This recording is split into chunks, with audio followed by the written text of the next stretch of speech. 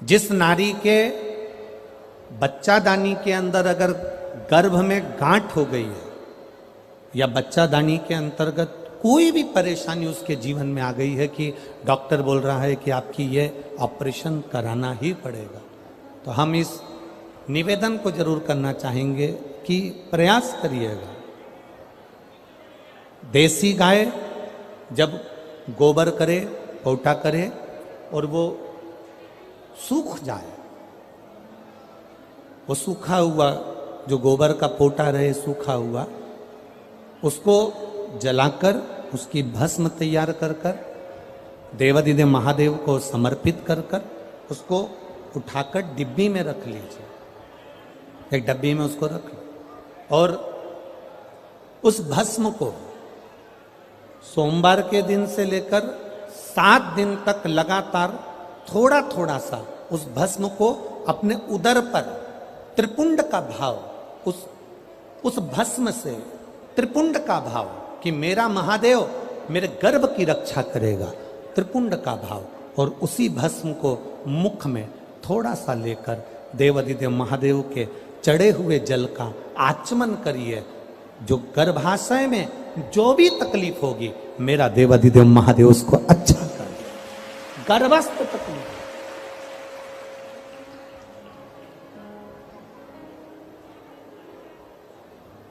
तेरी कृपा बिना नले एक भी अणु लेते श्वास तेरी कृपा से तनो तनो। हे गंगाधर मुक्ति द्वार ओमकार तू, भोले ओमकार तू। आयो शरण तिहार शंभो तार तार तू। गर्भस्थ, गर्भ में अगर आपके गर्भाशय में अगर कोई तकलीफ है तो वो गाय के गोबर की, देसी गाय के गोबर की भस्म हमारे जीवन को सुख दे रहे। और भी अच्छे से समझे, मान लो आप त्रिपुंड का भाव भी नहीं रख सकते, उदर के ऊपर त्रिपुंड भी नहीं बना सकते, तो केवल भस्म को लेपन ही आप गर्भाशय पर अगर करेंगे तो बाबा उस पर भी कृपा करता है। ऐसा नहीं, शिव तत्व है। सारी समस्या का हल एक लोटा जल।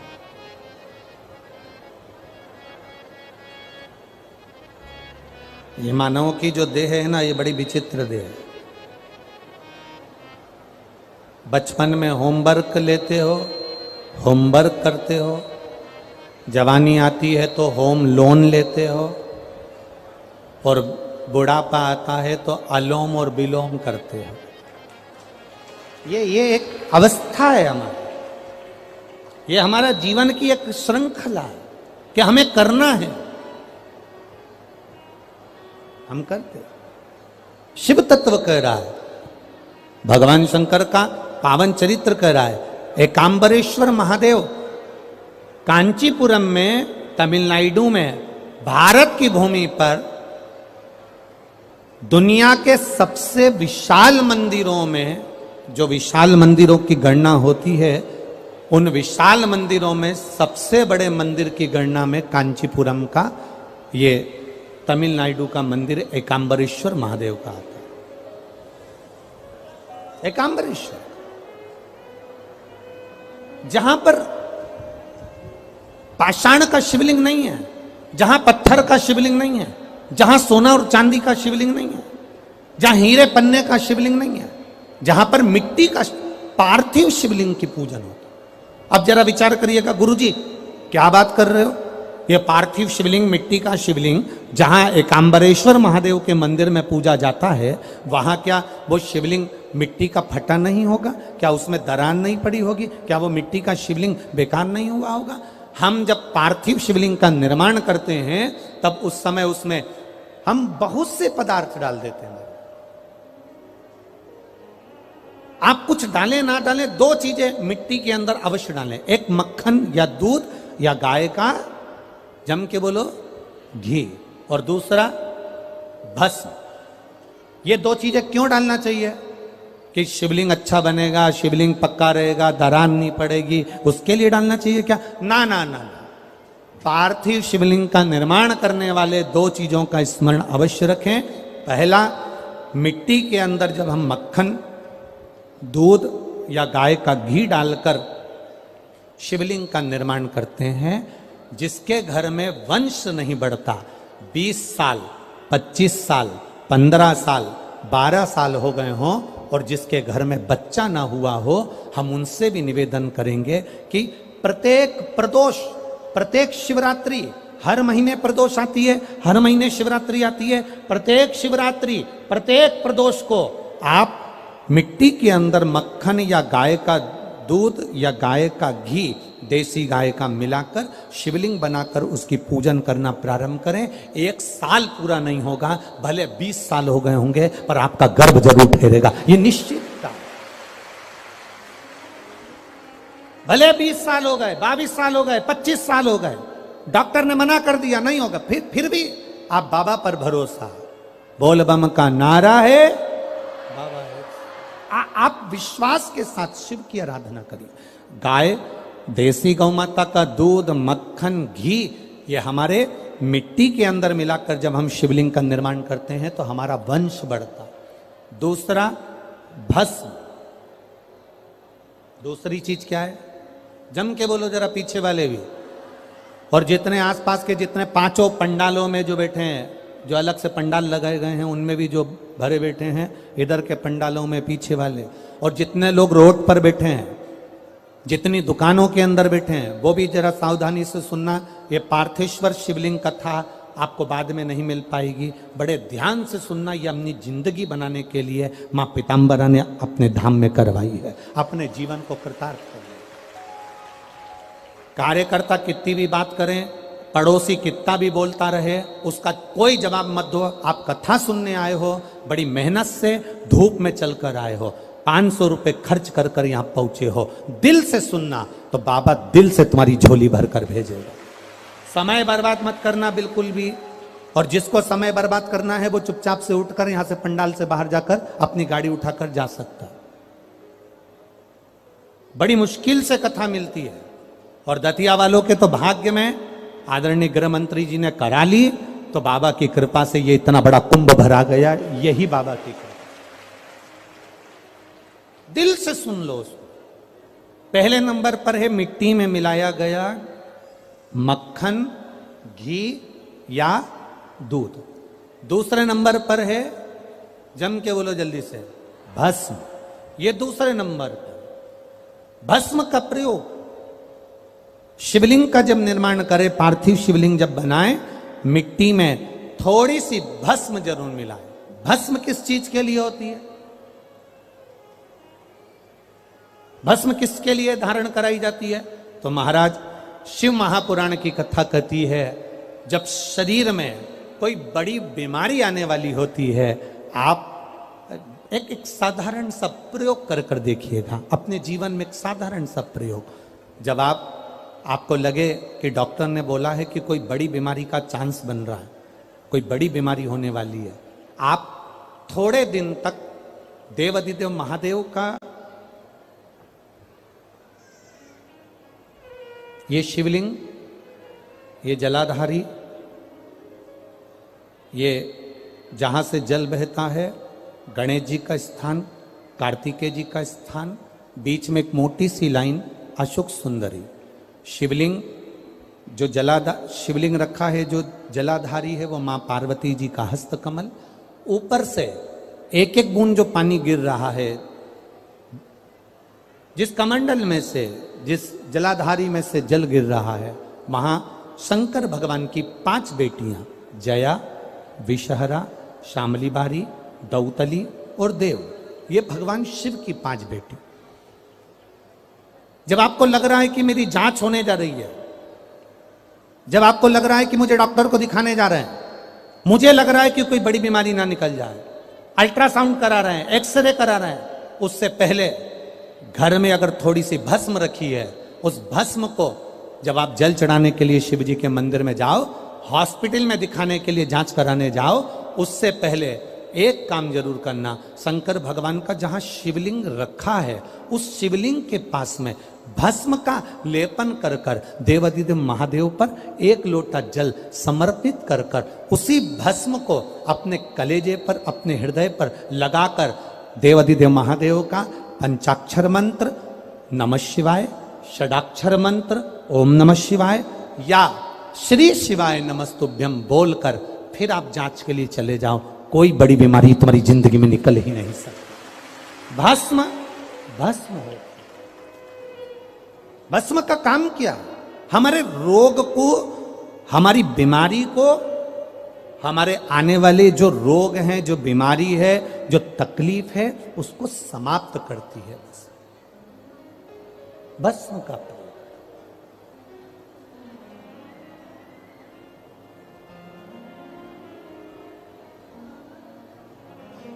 शिवलिंग का निर्माण कर रहे हो, पार्थिव शिवलिंग का, उसमें थोड़ी सी भस्म हमारी बीमारी को हर लेती है, थोड़ी सी भस्म हमारी तकलीफ को हर लेती है।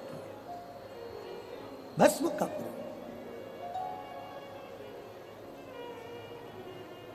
चपटी भभूत में है खजाना कुबेर का। शिव के शरीर से, भगवान देवाधिदेव महादेव के तन से लगी हुई भस्म साधारण नहीं है। भस्म को चढ़ाने वाला भी साधारण नहीं होता और भस्म को लेने वाला भी साधारण नहीं होता। शंभु शरण पड़ी मांगो घड़ी रे घड़ी दुख काटो दया दर्शन आपो। पार्थिव शिवलिंग का निर्माण करते समय दो चीजें ध्यान से अवश्य मिलाएं। पहला माखन, घी, दूध, दूसरा भस्म, दूसरा भस्म। भस्म धारण भी करना चाहिए।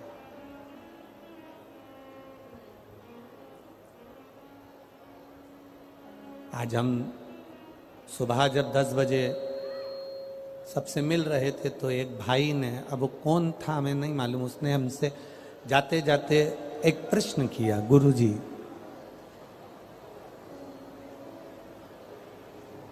रुद्राक्ष की माला पहनना क्या जरूरी है?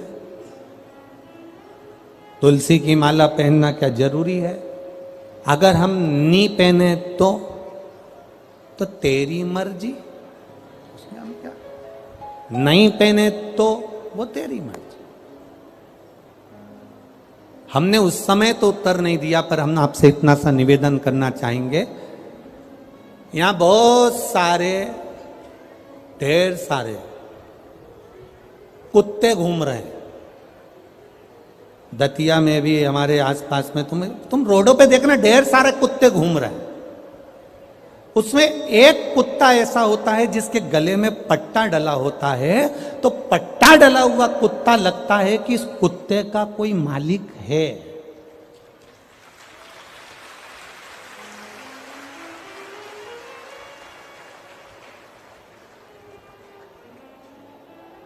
भैंस देखो बहुत सारी मिलेगी, भैंस के गले में अगर पट्टा डला हुआ है, डोरी बंधी है, तो भैंस का कोई मालिक, बोलते जाओ रे दतिया वालों, भैंस का कोई मालिक है।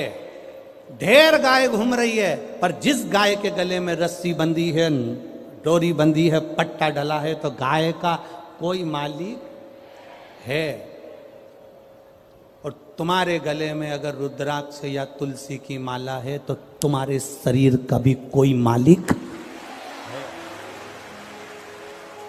और नी पहनो तो ढेर घूम रही है, उसमें कोई विशेष वाली बात नहीं। इस शरीर का मालिक कौन? जिसके गले में रुद्राक्ष नहीं होता, जिसके गले में तुलसी की माला नहीं होती, वो लवारिसों की गिनती में आता है, वो मालिक नहीं होता उसका। वो लावारिस की गिनती में आता है। तुम्हारे गले में एक रुद्राक्ष होना चाहिए, एक रुद्राक्ष की माला हो या तुलसी की माला हो, तो तुम्हारे इस शरीर का आखिरी में मालिक वो मेरा देव अधिदेव महादेव या मेरा राम या मेरा कृष्ण या मेरा नारायण होगा। इस शरीर का मालिक है। वो छोरा यहीं बैठा है, मैं उसको देखूंगा नहीं, बस निवेदन करूंगा कि आप उस माला को पहन सकते। आपका मालिक कौन है? कौन? हम तो बाबा के भरोसे चलते हैं, हम तो बाबा के भरोसे चलते हैं। ये दुनिया वाले जलते हैं, ये दुनिया वाले जलते हैं। भोले बाबा के भरोसे चलते हैं, भोले बाबा के भरोसे चलते हैं। बैठ जाओ, हम गाएंगे नहीं, बैठ जाओ, बैठ जाओ, बैठ जाओ। बाबा ये इस शरीर का मालिक मेरे बाबा को बनाना है। अंत समय प्रभु आना पड़ेगा, वचन दिया तू निभाना पड़ेगा। वो निभाने को तैयार बैठा है, मना नहीं करेगा मेरा देव अधिदेव महादेव। तुम्हारी दुख की घड़ी में, तुम्हारी तकलीफ की घड़ी में, तुम्हारे कष्ट की घड़ी में वो आने को तैयार बैठा है। पर दतिया में राशन की दुकान से उसी को मिलता है जिसके पास में आधार कार्ड हो और जिसका वो पीली डायरी, लाल डायरी, हरी डायरी में नाम हो। अब ईमानदारी से बोलो, वोट डालने का अधिकार किसको होता है? अब सीहोर का व्यक्ति आकर दतिया में वोट डाल सकता है क्या? अरे जम के तो बोलो रे, नहीं। दतिया का व्यक्ति जाके झांसी में वोट डाल लेगा क्या? नहीं। झांसी वाला झांसी में वोट डालेगा, दतिया वाला दतिया में वोट डालेगा, क्योंकि उसका आधार कार्ड यहां का बना है, तो वो यहां वोटिंग कर सकता है, यहां वो अपना नाम ला सकता है, यहां आकर वो कुछ भी ले सकता है। बस उसी तरह जैसे जेब में आधार कार्ड होगा तो ट्रेन में सफर कर लोगे, आधार कार्ड होगा तो बस में सफर कर लोगे, आधार कार्ड होगा तो फ्लाइट में सफर कर लोगे, और गले में रुद्राक्ष होगा तो बैकुंठ का सफर कर लोगे। ये निश्चितता। आप रखो ना अपने पास में।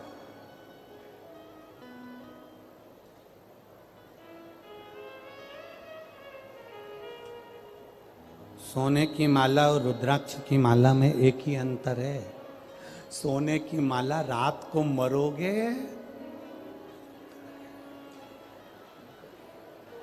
इतना घूंघट डाल डाल के रो रो के निकाल लेंगी। नानी भाई का मायरा सुना है कि नहीं सुना? नानी भाई के मायरे में नरसिंह मेहता की दादी जय कुंवर बाई के प्राण छूटे, और नरसिंह मेहता की जो बड़ी भाभी थी वो दिन भर दादी को ताने देती थी, डुकरिया बैठी है, बूढ़िया बैठी है, मरती क्यों नहीं है, दिन भर ताने देती थी। नरसिंह मेहता को धक्के मारकर निकाल दिया था जिसने, अपनी देवरानी को धक्के मारकर निकाल दिया था वो नरसिंह मेहता की भाभी।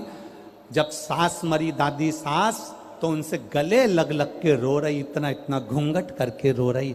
जब दादी सास जिंदा थी तो पल्लू को यहां रखती थी, और जैसे ही डोकरी मरी, बूढ़ी अम्मा मरी, बूढ़ी माँ मरी, दादी मरी, उसने पल्लू को यहां रख लिया और गले लग के रो रही। नरसिंह जी ने अपनी पत्नी से कहा, मेरी भाभी कितनी रो रही है, कितनी रो रही मेरी भाभी। इतने में नरसिंह जी की पत्नी बोली, सही कह रहे हो, दिन भर गाली देती थी पर आज दुख भी सबसे ज्यादा इसी को हो रहा है। थोड़ी देर बाद गले लग लग के रोने के बाद जेठानी ने देवरानी से कहा, मैं पानी पी के आती हूं, तू रो ले, मैं पानी पी के आती हूं, तू रो ले। जो देवरानी रोने के लिए बैठी, उसने देखा जेठानी गले लग लग के इसलिए रो रही थी क्योंकि सास के कान में सोने की मुर्की थी, उसको दांत से कतर रही थी। सोने की जो मुर्की थी कान में, उसको दांत से कतर रही थी और मुंह में धर के और चली गई और पानी के मटके में डाल के आके अब कहने लगी जल्दी ले जाओ, जल्दी ले जाओ। वाह वाह ये दुनिया मतलब की दुनिया में किसी का कोई नहीं। कौन तुम्हारा, कौन रिश्तेदार, कौन नातेदार, कौन कुटुंबी, अंत समय में कोई साथ ना देगा। जितना पहने हो आभूषण सब उतर जाना है। अंत समय में केवल जो रुद्राक्ष की माला तुम्हारे गले में है, जो तुलसी की माला तुम्हारे पास में है, वो अंत समय में वो ही आधार कार्ड है। उसको देखकर बैकुंठ और कैलाश का प्रवेश हो जाएगा। उसी को दे प्रवेश।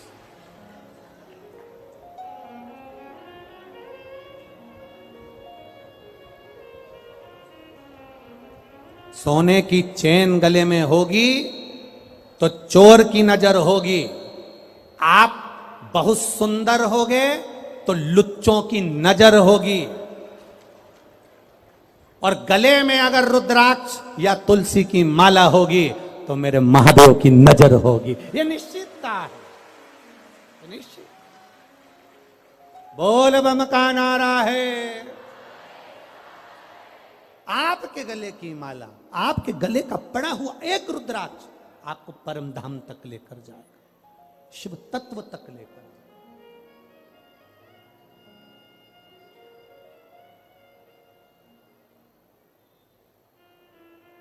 साधारण नहीं शिव, शिव साधारण नहीं। एक बार की बात है, शंकर भगवान से माता पार्वती जी ने कहा, प्रभु मेरा मन है, मेरा मन, बाबा एकांत में जाकर मैं तप करना चाहती हूं, मेरा मन है। शिव जी ने कहा जाओ। यही कांचीपुरम का जो तमिलनाडु क्षेत्र के अंतर्गत कांचीपुरम है, और वहीं पर एक आम के पेड़ के नीचे माता पार्वती तप करने के लिए बैठ गई। आम के पल्लव में, आम के पेड़ के नीचे। अब थोड़ा ध्यान देने वाला विषय है, थोड़ा ध्यान दीजिएगा। हो जितने भी बैठे हो बड़ा ध्यान देना। शंकर भगवान का तीसरा नेत्र खुला, कामदेव आम के पेड़ पर चढ़ा हुआ था। काय के वृक्ष पर था? आम के पेड़ पर। पार्वती जी ने जो तप साधना करी वो आम के पेड़ के नीचे करी। हमारे सनातन हिंदू धर्म में दरवाजे पर जो बंदरवार बांधी जाती है उसमें आम के पत्ते लगाए जाते हैं। कलश स्थापना करी जाती है तो उसमें आम के पत्ते रखे जाते हैं। घर में कोई अच्छा कार्य होता है तो आम के पत्ते लगाते हैं। आम के पत्ते।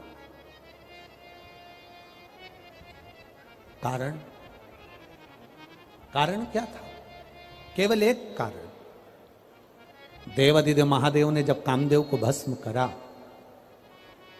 उस समय पर भगवान शिव का नेत्र कामदेव पर पड़ा, कामदेव भस्म हुआ। आम के पल्लव में छुपा था, आम के पल्लव में। आम का वृक्ष भी उस समय पर कामदेव के भस्म होने पर जलने लगा, तड़पने लगा, चिल्लाने लगा। आम के पल्लव में से आवाज आने लगी, बाबा बाबा बाबा कहकर जब पुकारा, बाबा बाबा कहकर पुकारा, 2 बार आम के पल्लव ने कष्ट होने पर हर हर कह दिया। क्या बोला है? जम के बोलो जरा। हर हर। केवल 2 बार आम के पल्लव ने बोलना चाह रहा था, मैं हरा भरा हूं, हरा हरा हूं, और आपने मुझे जला दिया। हर हर बोला। शिव जी की दृष्टि पड़ गई। भोलेनाथ जी ने, कामदेव भस्म होकर जमीन पर गिरे और आम के पल्लव को, आम के वृक्ष को शिव जी ने भस्म होने से रोक दिया और कहा, सुन आम के वृक्ष, आम के पल्लव, तूने हर हर कहा है, इसलिए तेरे को मैं भस्म नहीं करूंगा। तेरे ऊपर आने वाली जितनी बाधाएं होंगी वो सब नष्ट कर दूंगा।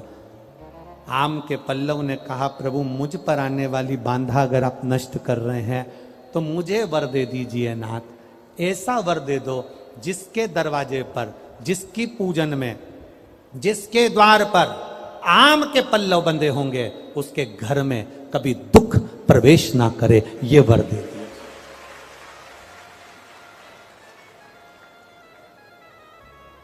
शिव मंदिर जाते हो आप लोग? सब लोग जाते हैं? हफ्ते में एक बार का नियम बना लो, मुख से बोलने का, हर हर। ज्यादा बार नहीं बोलो तो हम तो पहले बोलते थे, ऐसा नहीं कि हम कथा में नहीं बोलते थे, हमारी आदत थी, हम पहले कथा में बोलते थे, दीन बंधु दयालु दया कीजिए, जो दोनों हाथ उठाकर हर हर महादेव नहीं बोले उसको उठा लीजिए। हम ऐसा बोलते थे, हमारी आदत में था, और लोग हाथ उठाकर बोलते थे। पर कई लोगों ने पत्र लिखे कि गुरुजी आप कहते हो कि हर हर महादेव बोलिए, नहीं तो भगवान उठा लीजिए। हम केवल इतना सा कहना चाहते हैं कि आप ऐसा बोलना बंद कर दो, क्योंकि हम हेडफोन लगा के कथा सुनते रहते हैं और गाड़ी चलाते रहते हैं। अब हम टू व्हीलर गाड़ी चला रहे हैं और तुमने कह दिया दोनों हाथ उठाकर जो हर हर महादेव नहीं बोले तुम उसे उठा लीजिए। अब हमको गाड़ी खड़ी करना पड़ती है, फिर चिल्ला के बोलना पड़ता है हर हर। तो जितने लोग खड़े रहते हैं वो हमको ही देखते रहते हैं, पागल हो गया है। इसलिए महाराज जी निवेदन है कि तुम ये कथा के बीच में हर हर महादेव बोलना बंद करो। इसलिए हमने तब से थोड़ा सा लोगों के भाव देखकर, बेचारे टू व्हीलर वालों को, क्योंकि वो गाड़ी चला रहा है और फिर वो उसको देखकर, इसलिए थोड़ा बंद। पर आप बोल सकते हो, आपको बोलने की मना नहीं है। पहले नंबर के पंडाल वालों दोनों हाथ उठाकर, तुम काहे को बोले, धरो नीचे। पहले नंबर वाले जरा अच्छे दम के बोलो, जरा एक बार दोनों हाथ उठाकर। हाँ ठीक है। तीसरे नंबर वालों उठाओ हाथ और बोलो। बहुत बढ़िया। अब तेरा क्या होगा कालिया? तुम बोल लो, दोनों हाथ उठा के। बहुत बढ़िया, जोरदार। अरे लुटा दिया भंडार काशी वाले ने, कर दिया माला माल काशी वाले ने। लुटा दिया भंडार काशी वाले ने, कर दिया माला माल काशी वाले ने। लुटा दिया भंडार काशी वाले ने, कर दिया माला माल काशी वाले ने। लुटा दिया भंडार काशी वाले ने, कर दिया माला माल काशी वाले ने। लुटा दिया हाँ लुटा दिया, लुटा दिया लुटा दिया, लुटा दिया हाँ लुटा दिया, लुटा दिया लुटा दिया। लुटा दिया भंडार काशी वाले ने, कर दिया माला माल काशी वाले ने। लुटा दिया भंडार काशी वाले ने, कर दिया माला माल काशी वाले ने। लुटा दिया भंडार काशी वाले ने, कर दिया माला माल काशी वाले ने। लुटा दिया भंडार काशी वाले ने, कर दिया माला माल काशी वाले ने। कर दिया माला माल काशी वाले ने, कर दिया माला माल काशी वाले ने। कर दिया माला माल काशी वाले ने, कर दिया माला माल काशी वाले ने। अरे लुटा दिया भंडार काशी वाले ने, कर दिया माला माल काशी वाले ने। ओ लुटा दिया भंडार काशी वाले ने, कर दिया माला माल काशी वाले ने। बड़े भाव से दोनों हाथों से ताली सेवा देते हुए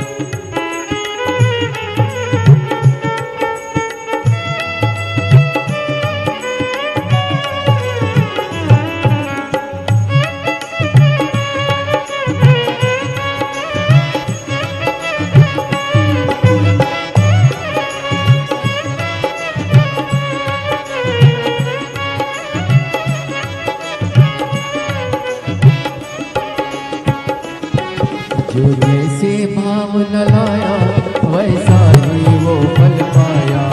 जो जैसे भाव न लाया वैसा ही वो फल पाया। नहीं खाली उसे लौटाया वो मन ही मन हर्षाया।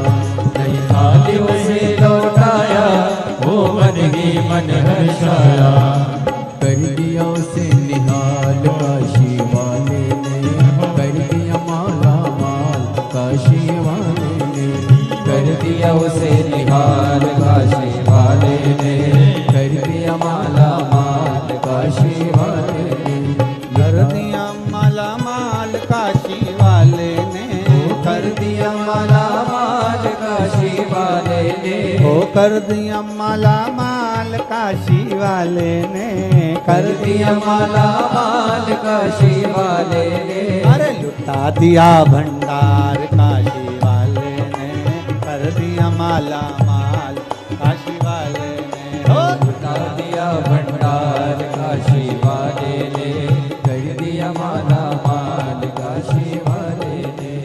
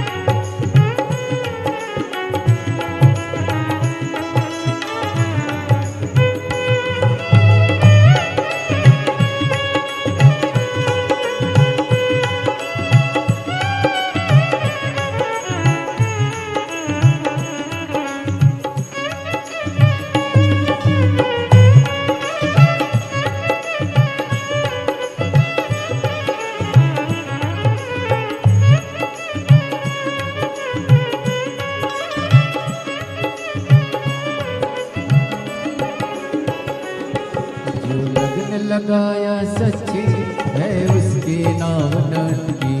जो लगन लगाया सच्ची है उसकी नाव नटकी। जो लगन लगाया सच्ची है उसकी नाव नटकी। जो लगन लगाया सच्ची है उसकी नाव नटकी। पेड़ों को मार लगाया नहीं देर करी पल भर की। पेड़ों को पार लगाया नहीं देर करे पल भर की। मिटा दिया जंजाल काशी वाले ने, कर दिया माला माल काशी वाले ने।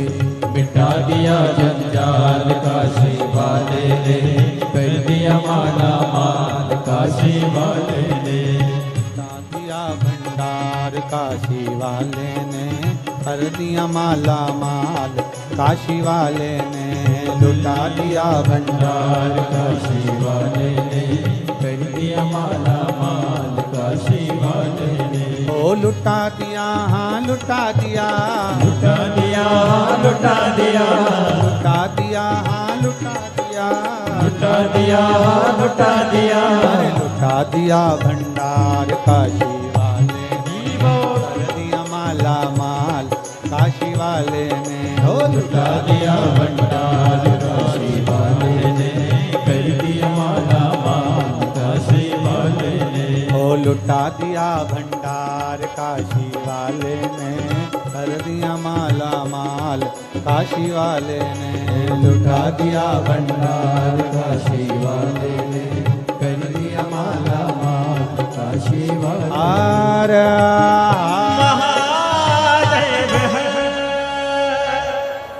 अपने स्थान पर बैठकर भगवान देवाधिदेव महादेव से भाव से प्रार्थना करिए। बोल बम का नारा है, जहाँ जगह मिल जाए वहाँ बैठकर भगवान देवाधिदेव महादेव से, जितने भी लोग जाली के इधर उधर खड़े हैं उनसे भी कहेंगे, बार बार मौका नहीं मिलेगा, जहाँ जगह मिल जाए वहाँ बैठ जाओ और बैठ के बाबा से प्रार्थना करिए।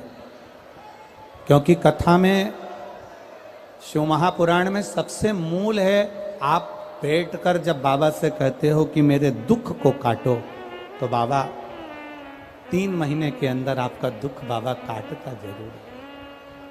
जहाँ जगह मिले वहाँ बैठकर, जो बाहर खड़े हैं दुकानों के सामने, रोड पर, जहाँ तुम्हें मौका मिल जाए वहाँ बैठकर 2 क्षण बाबा से हृदय से प्रार्थना।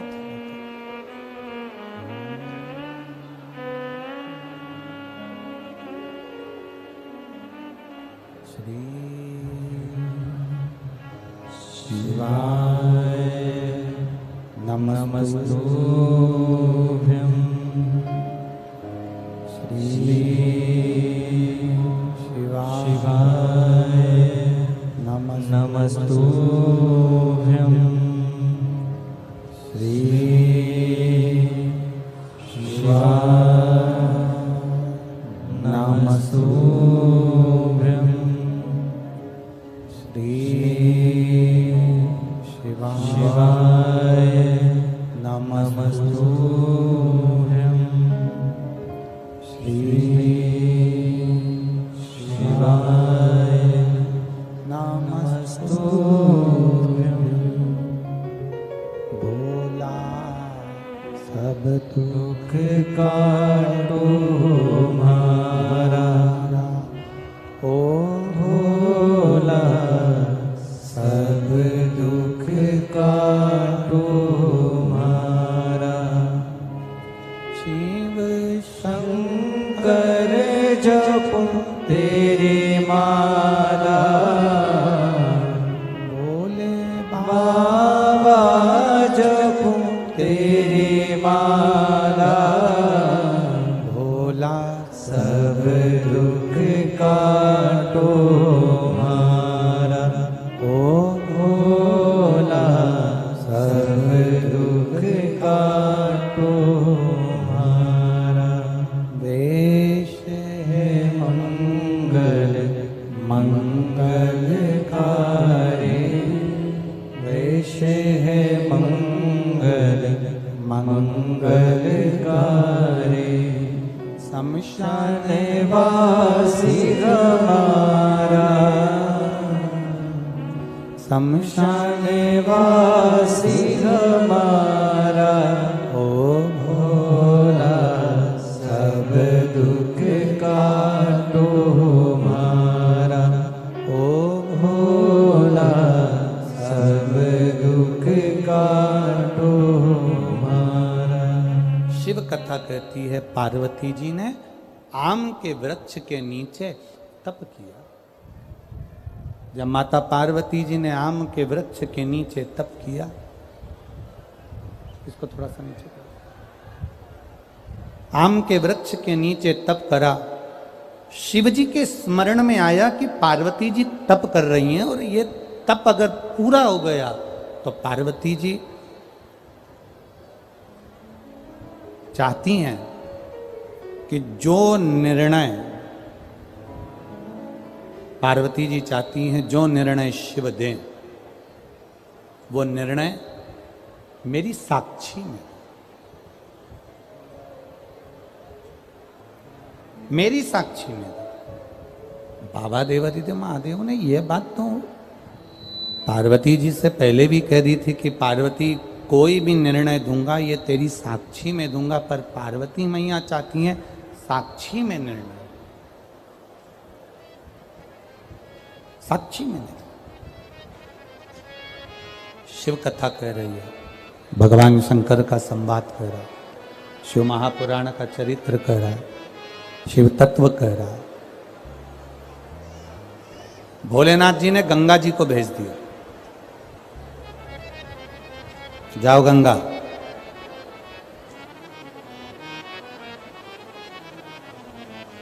जाकर गंगा जी इतना तेज पानी का वेग लेकर जाना कि पार्वती की तप साधना टूटे।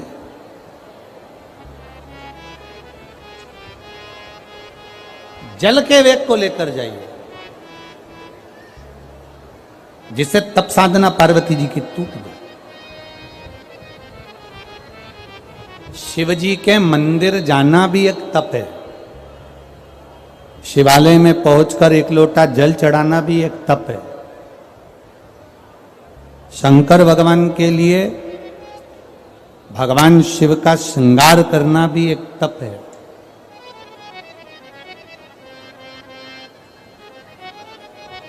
और किसी साधारण व्यक्ति को, प्यासे को पानी पिलाना, भूखे को भोजन कराना, यह भी एक तप साधना का ही मूल तत्व है। ये तप साधना का मूल तत्व है। अब गंगा मैया जैसे ही गई, बड़ी विकरालता में गंगा जी का जल गया आम के पेड़ के नीचे, और आम के जो पल्लव थे वो हिलने लगे।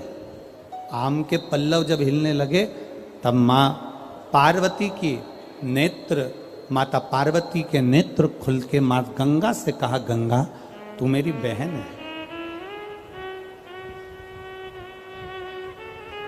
तू मेरी बहन है गंगा, मैं छोटी हूं तू बड़ी है, गंगा तू मेरी बहन होकर मेरी तप साधना तोड़ने के लिए आई है। गंगा तुझ में और मुझ में कोई भेद नहीं है, तू भी तारनहार है और मैं भी तारनहार हूं, तो क्यों मेरी तप साधना तोड़ने के लिए आई है। गंगा जी ने हाथ जोड़कर अपनी बहन से कहा कि मुझे शिव जी ने भेजा, भगवान देवादिदेव महादेव ने मुझे भेजा। तो गंगा अब तू बता, ऐसा मैं क्या करूं जिससे मैं देवादिदेव महादेव से एक वर प्राप्त कर लूं। तू ऐसा सरल सा साधन बता दे।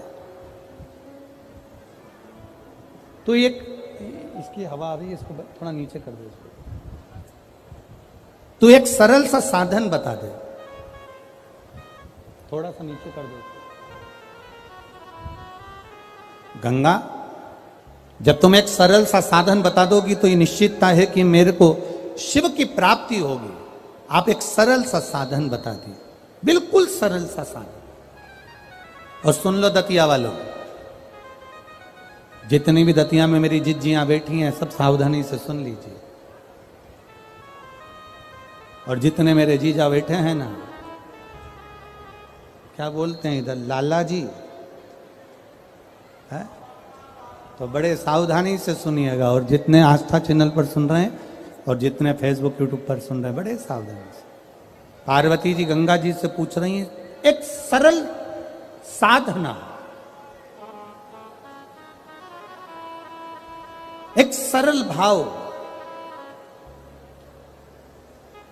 शिव को प्राप्त करने का एक सरल तरीका गंगा जी ने कह दिया। सबसे सरल तरीका मैं तुम्हें बता रही हूं, मिट्टी लाओ, उसका एक शिवलिंग का निर्माण करो। वो शिवलिंग का निर्माण करोगे और निर्माण करने पर उस शिवलिंग को बनाते समय तुम्हारे हृदय में जो भाव आएगा, देवाधिदेव महादेव तुम्हारी वो मनोकामना उसी क्षण पूरा कर देगा। निर्माण के समय पर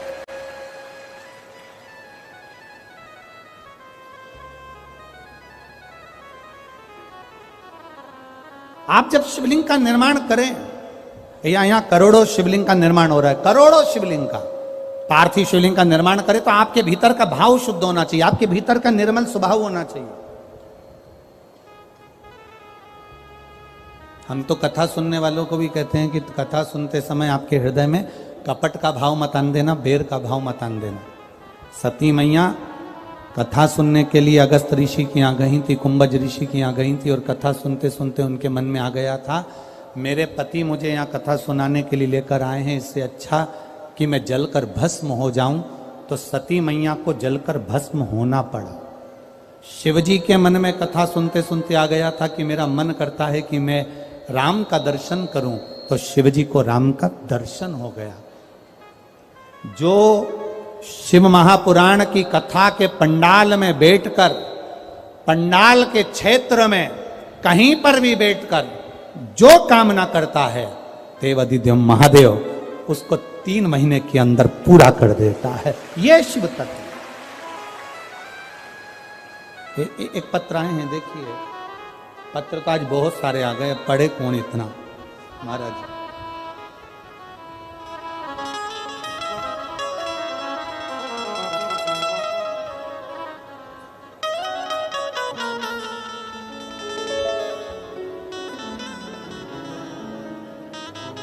मेरा नाम रेणु गुप्ता है, पति का नाम राहुल गुप्ता है। मैं इंदरगढ़ जिला दतिया की रहने वाली हूँ। कहीं बैठी हो तो हाथ हिला सकती हैं, जहाँ कहीं भी बैठी हो अपना हाथ हिला सकती हैं। रेणु गुप्ता, पति का नाम राहुल गुप्ता, मोबाइल नंबर लिखा है, इंदरगढ़ जिला दतिया की रहने वाली हूँ। कहीं बैठी हो तो अपना हाथ हिला सकती हैं, जहाँ कहीं भी बैठी हो। आपने लिखा है, गुरुजी 1 लोटे जल का मैं क्या वर्णन करूं। मैं एक हार्ट पेशेंट हूं, मेरे हार्ट में 40 mm का एक छेद है, जो डॉक्टर ने इको रिपोर्ट में बताया है, जिसकी जांच में लगा रही हूं, जिसका कोई इलाज नहीं है। 1 लोटे जल का मैं क्या बखान करूं गुरुदेव। 7 मार्च 2021 को मेरे को बीमार हुई और बच्चेदानी में नसों का एक गुच्छा आ गया। नसों का गुच्छा आया, ग्वालियर में दिखाया, ग्वालियर से मुझे दिल्ली रेफर कर दिया। फिर दिल्ली के एम्स में अल्ट्रासाउंड कराया तो मेरे गर्भाशय में 32 mm नसों का गुच्छा बताया, जिसका ऑपरेशन का बोला।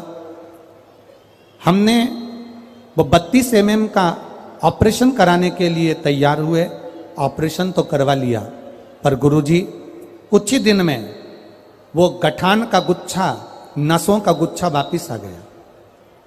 गुरुदेव दूसरी बार, पहली बार जब आया वो 7 मार्च 2021 को आया तो हमने ऑपरेशन कराया। दूसरी बार 5 मार्च 2022 को वापिस 23 mm का नस में नसों का गुच्छा गर्भाशय में आ गया। गुरुजी, मेरी बहन ने बताया कि टीवी पर कथा सुनो और डॉक्टर को दिखाकर आ जाओ और बाबा पर भरोसा करो, क्योंकि 2 बार ऑपरेशन डॉक्टर ने भी मना कर दिया कि शायद बड़ी बीमारी हो सकती है। हम वापिस आए, दवाई लाए, पशुपति व्रत करना प्रारंभ करा। बाबा की कृपा से 5 सोमवार पूरे होने पर हम वापिस एम्स में जांच कराने के लिए गए, ऑपरेशन के लिए। डॉक्टर ने जांच कर कर, इको कर कर बताया कि तुम्हारा वो बच्चेदानी में जो नसों का गुच्छा था वो समाप्त हो गया है और बाबा की कृपा है। ये शिव तत्व है। तेरी कृपा बिना न हिले एक भी अणु लेते हैं श्वास तेरी कृपा से तनो तनो। हे गंगाधार मुक्ति द्वार ओमकार तू भोले ओमकार तू आयो यो शरण तिहारी शंभु तार तार तू। Shri Anita Sharma, Anil Sharma, Shrimati Anita Sharma, Anil Sharma, Shiv Sai Nagar city centre Gwalior. पुत्र आदित्य शर्मा, पुत्री वर्तिका शर्मा। कहीं बैठी हो तो हाथ हिला सकती हैं, कहीं बैठी हो तो हाथ हिला सकती हैं। Anita Sharma, Anil Sharma, Shiv Sai Nagar city centre Gwalior. पुत्र आदित्य शर्मा, पुत्री वर्तिका शर्मा। गुरुजी, पार्थिव शिवलिंग के पूजन का मैं क्या वर्णन करूं। आपके द्वारा शिवरात्रि सावन के महीने का पार्थिव शिवलिंग का पूजन कराया गया पिछले वर्ष। वो हमने हमारे बेटे और बेटी से करवाया। हमारे बेटे और बेटी का कहीं जॉब नहीं लग रहा था, बहुत परेशान थे। उन्होंने हिम्मत छोड़ दी थी। तब पार्थिव शिवलिंग का निर्माण आपका टीवी के माध्यम से ऑनलाइन किया।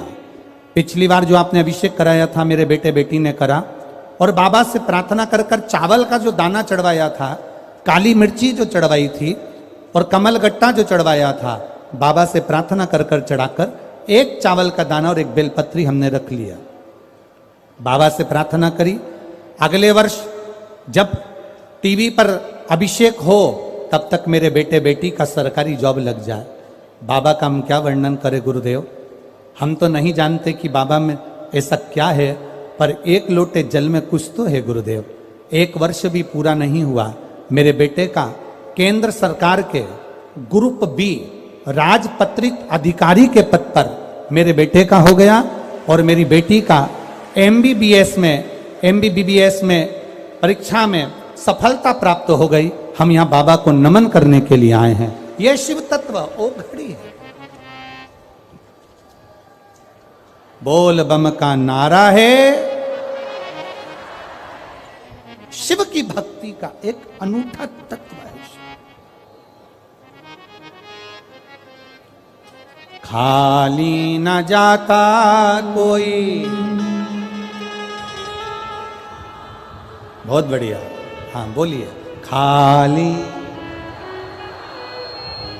दर से तुम्हारे मैं भी खड़ा हूं नन्ही बाहें पसार, अपने हृदय लगा लो गिरा जा रहा हूँ, उठा लो भोले अपने दर से अब तो न टालो, गिरी जा रही हो, उठा लो पार्वती जी ने पार्थिव शिवलिंग का पूजन किया, आराधना, श्रृंगार किया, कृपा हुई, भोलेनाथ जी प्रकट हो गए। शिव जी ने प्रकट होकर पार्वती जी से कहा, पार्वती मांगो तुम्हें क्या चाहिए।